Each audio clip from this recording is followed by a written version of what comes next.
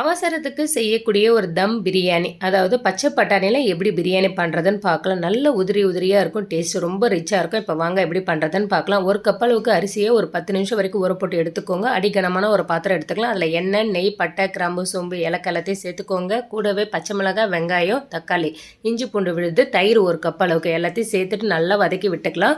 பச்சை பட்டாணி 1 கப் அளவுக்கு சேர்த்துக்கோங்க. கூடவே மிளகாய்த்தூள், மஞ்சள் தூள், கரம் மசாலா, சாட் மசாலா, ஆம்சூர் பவுடர், உப்பு தேவையான அளவு.